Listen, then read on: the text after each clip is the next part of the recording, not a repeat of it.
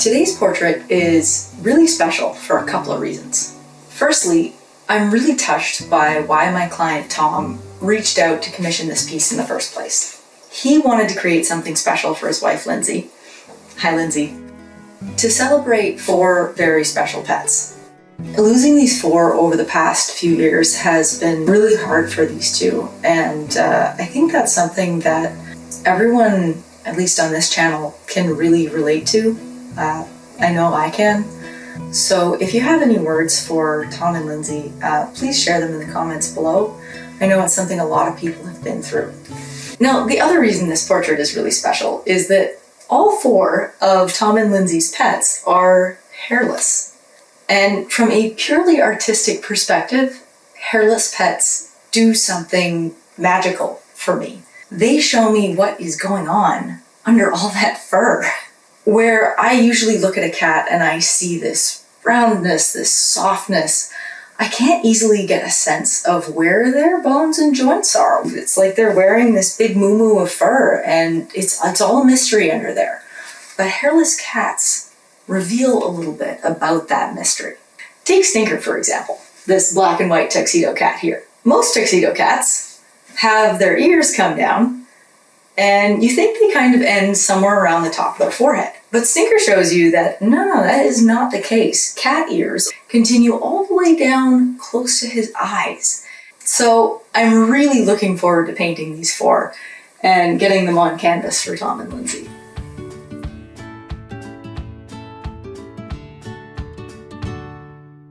Getting the sketch right is going to be very important here, and more challenging than with most portraits because I've got multiple subjects.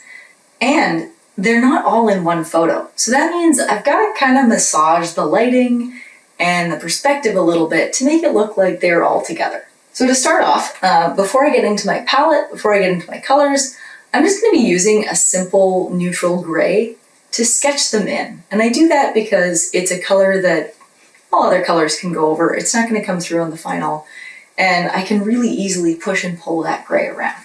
I'm also going to be doing this video in multiple takes because I am rather pregnant and my stamina ain't what it used to be.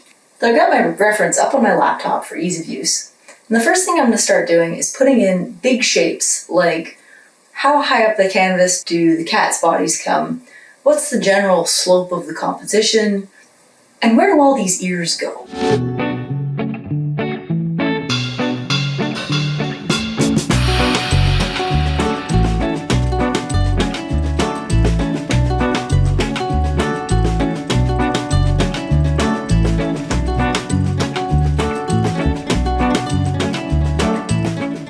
Something you'll see me do a lot during this process is point somewhere on my reference and then point at a similar place on my canvas. And what I'm doing is I'm trying to see how far across the canvas does this go horizontally, and then how far across the canvas does this come vertically. And by always referencing the outside of my photo and my canvas, I avoid referencing things within the drawing itself, and that helps simplify the amount of stuff I'm trying to figure out at once.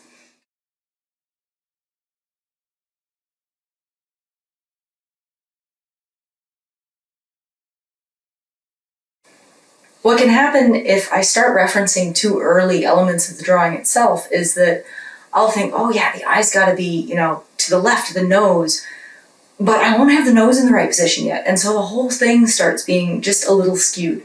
So right here, that's got me able to catch myself. I'm looking at how far down from the top Louie's chin is, and Louie's the dog. I'm noticing that right now I've got it intersecting the cat's ears. I've got him in the wrong spot.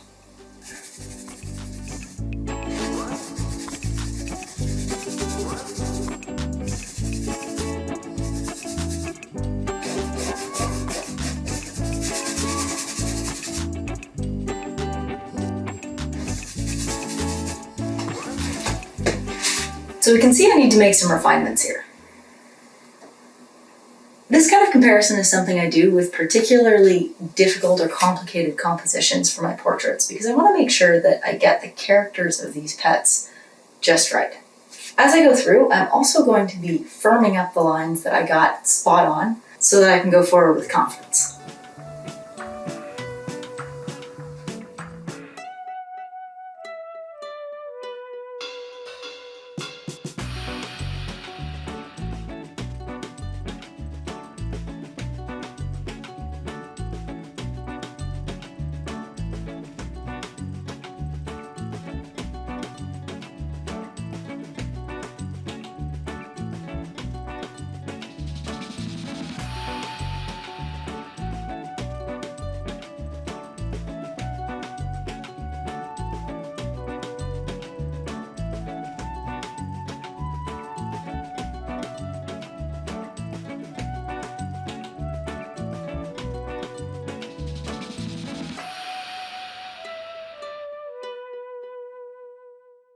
now that we've got these guys roughly sketched in, it's time to do the background. Now for that, I've chosen a neutral tealish sort of color. A couple of reasons. I'd like these pets to show up really well, and they're not all the same color. So tones neutral in value mean that my darks will show up and my lights will show up. And I think for this image that's going to work pretty well. So I just need 3 colors for my background today. I've got Payne's Gray, Viridian, and a titanium white. And a nice big brush. Just get some of these squeezed out here. I'll still be using a solution with some painting medium in it to help these flow better. And because I'm not going to be going over it, I can use an oilier medium like linseed oil or safflower oil instead of a really thin medium like mineral spirits. That'll also give it a little bit more gloss.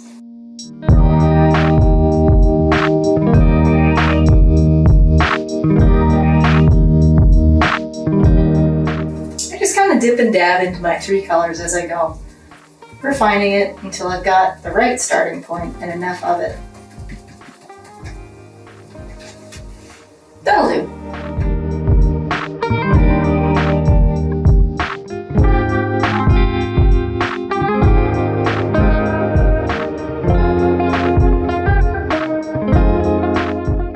I'm going to start with all of my darkest areas. So I like using cooler colors when I want my subject to kind of come forward out of the canvas.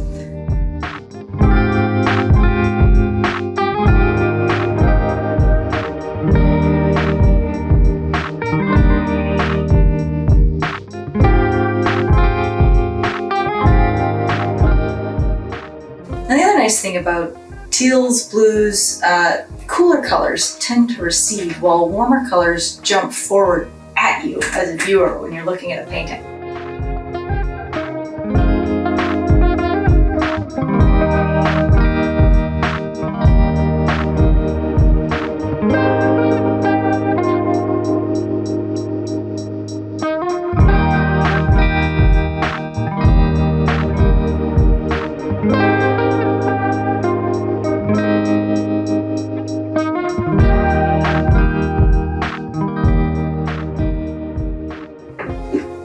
Let's get some more white in there.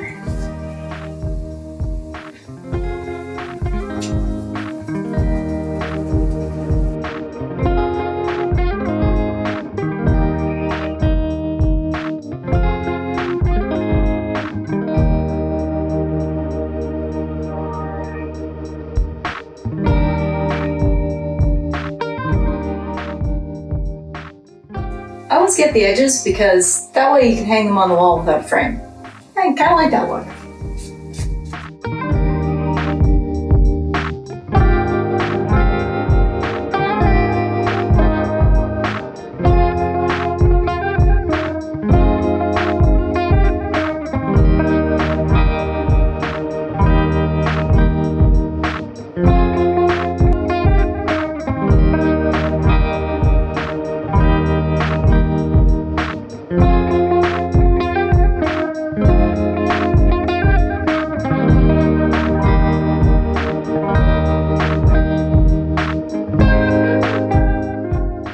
Adjust the lighting so that it's got soft light coming down and almost a little bit of a shadow effect behind the pets, just a hint. So I'm doing that by adding white and blending with these X strokes the whole way down.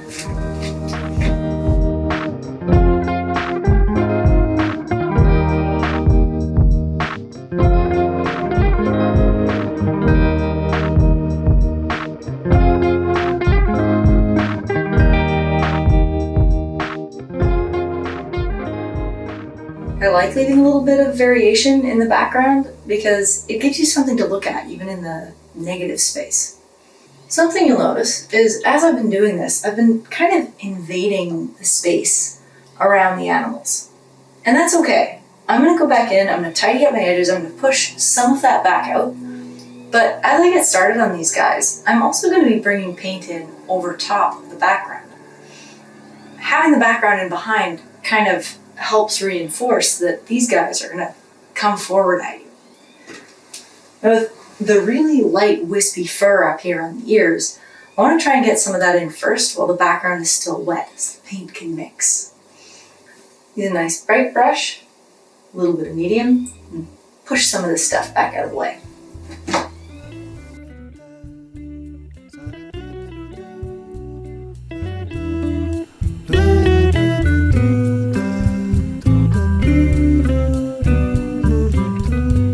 I'm gonna add some raw umber for Louis' ears here. That's warmer than black and not as dark. An interesting thing about these ears is that they have a distinct triangle underneath all that fur. And as a painting, I'm trying to paint the triangle and the fur as a mass together because that's how they look. But I'm gonna keep that ear triangle in mind as the structure. It's what the fur hangs off of. So I'll put that guy in first. It's a little too warm, so I'm going to cool that off with some Payne's Gray.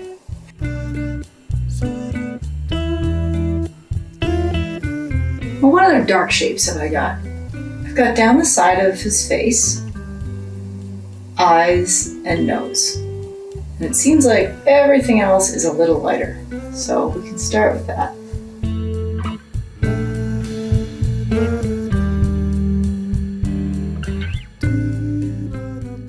Reinforce some of these dark shapes. We got and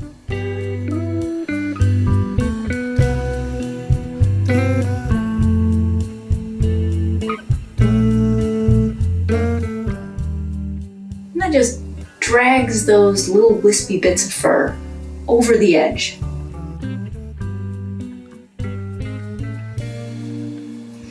Having my dark shapes behind these fur shapes helps reinforce the idea that there's wispy fur that comes out and breaks up this line. And that's what I want to communicate here with this. Really get those incredible furs. They're very, very cool.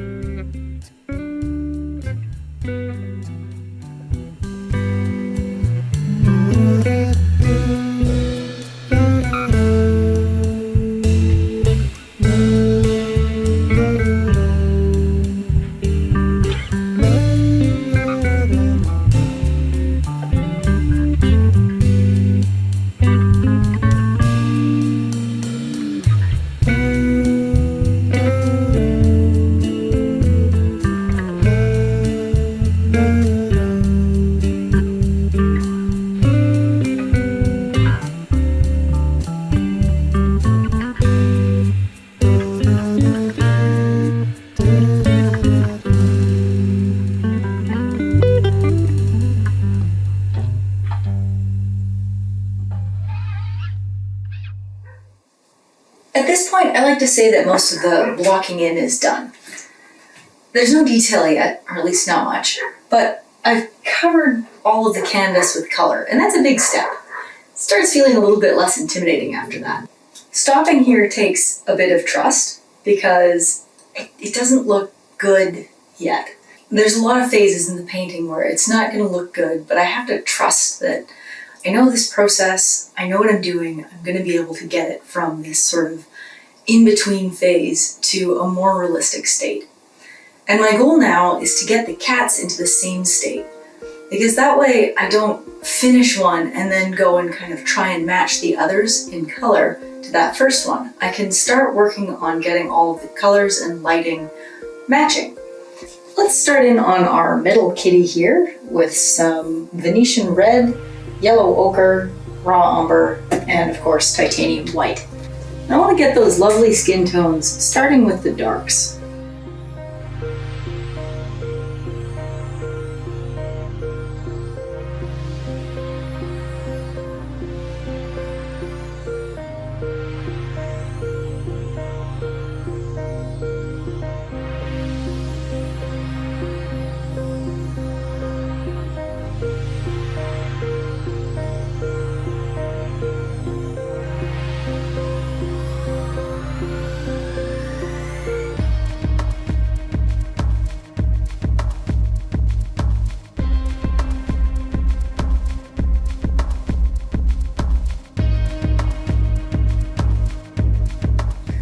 slightly smaller brush in here for these eyes.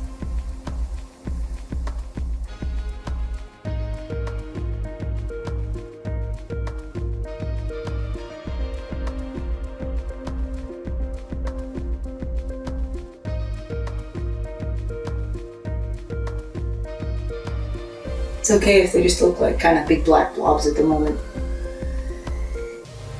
This phase, a lot of people are kind of wondering, how much do I worry about getting the details right versus just kind of filling in the canvas? And I like to err on the side of just fill in the canvas. You can always edit the details later. As I'm moving into some of these really high saturation ear colors, I'm realizing I want a little bit different of a red. I want to cool this red down a bit, so I'm actually going to add some cobalt blue to my Venetian red.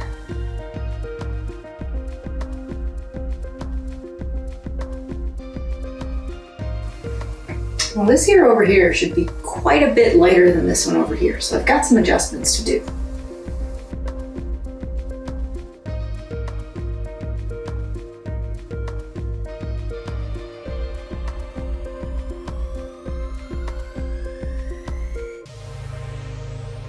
When I find that I'm getting a little bit too saturated, I add white or a contrasting color. So if I've got too much red, I can add blue to that, I can add green to that. If it's too warm, definitely adding some blue. If I get too cool, I can go and re-add some of those reds and yellows, warm it back up.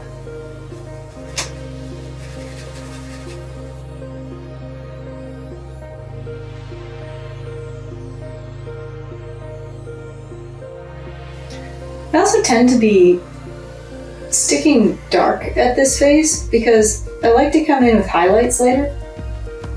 So the whole painting is going to be darker right now than it will be later.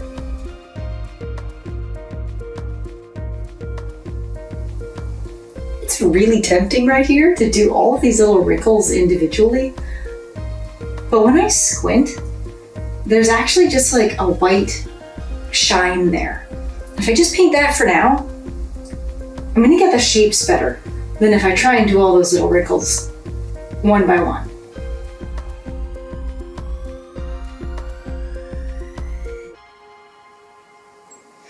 Now I'm working on finding the skin tones for our next kitty.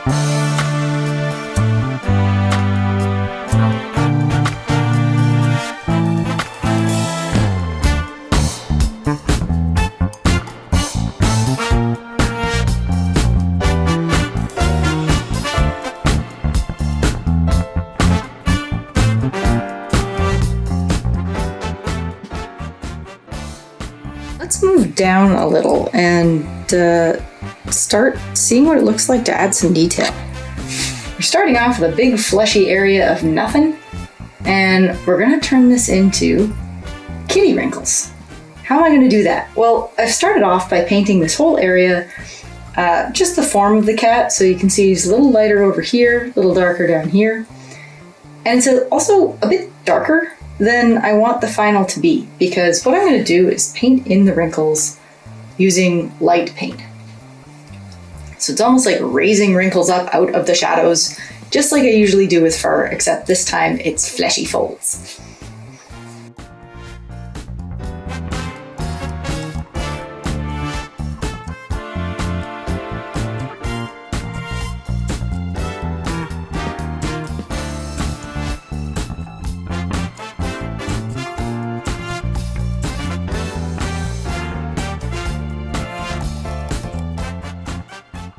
Now the wrinkles vary in size as well as where they connect. So this is sort of a big wrinkle patch. It comes down here into sort of a smoother area.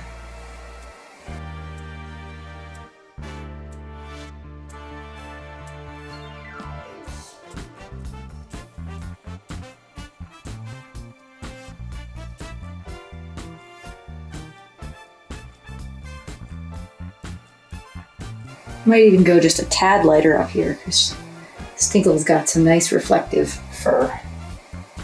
And that spot's a highlight. When I'm trying to get just the highlights, or to highlight a whole area, I might turn my brush sideways a little. There we go. Let's get into some of the wrinkles and details on Roo. So I'm mostly going to be building off the colors I've already got and just refining what's there.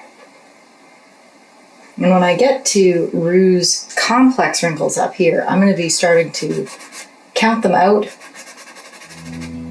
And then once I've got some lines in, we're going to lift them up from the bottom.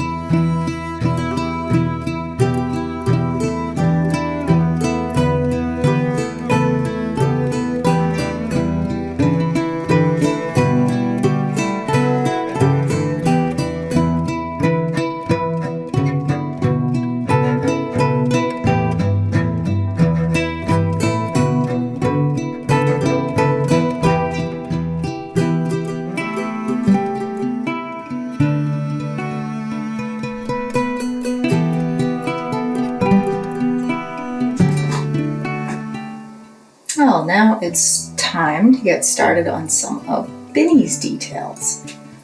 That's this guy.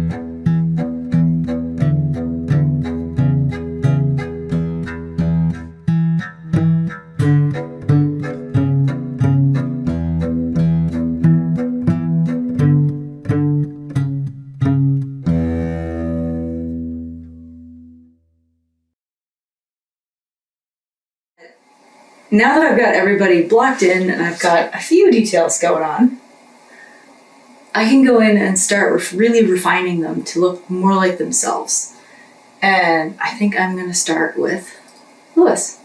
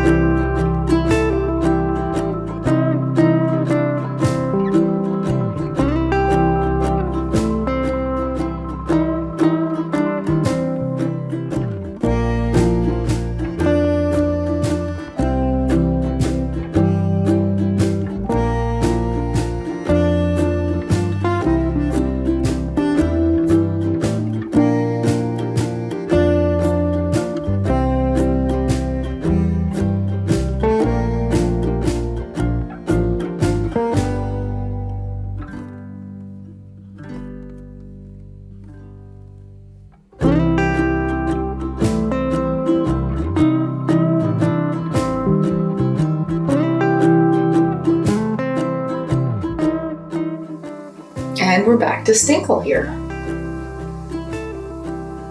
Let's get some more details on that face.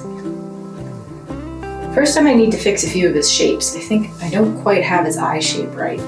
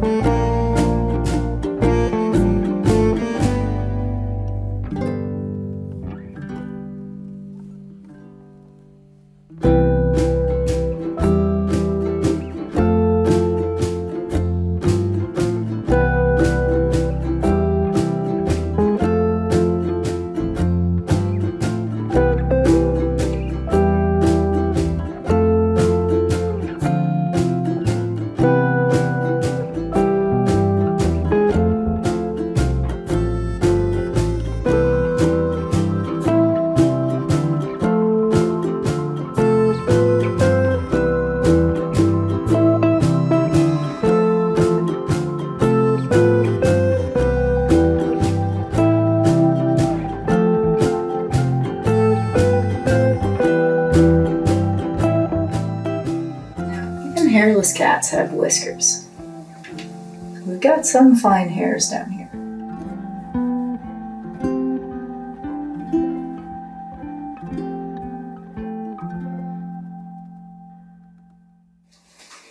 That's looking better. So now that we've got some detail in for everyone, it's time to help the whole piece come together. To do that, I'm going to be focusing on lighting. And because these four come from 4 different photographs, I've got to kind of imagine what the lighting could be doing to create that effect. So for example, on the left side of Lewis? Yeah, Lewis's left side is in the light. But also Benny's right side is in the light. So where does that leave us? Well, what I'm imagining is that we've got some sort of light source up here that's coming down between them. And there's some ambient light on all four, so that really helps make it a little easier. But if we've got a light source coming in here, that means that this section of blanket is going to be in shadow, this section's going to be in the light, and there's going to be some deeper shadows under here. So that's what I'm going to focus on filling in right now.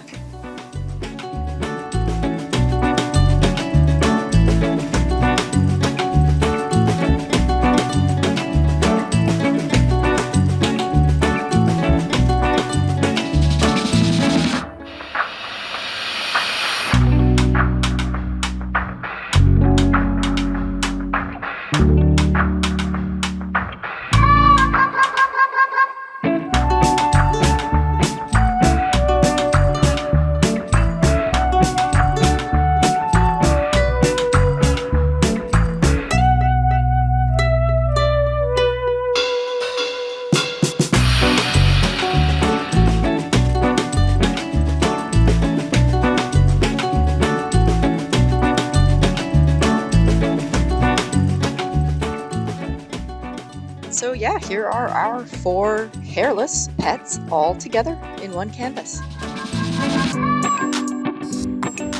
We've got lots of wrinkly skin with very fine fur, whiskers, wisps.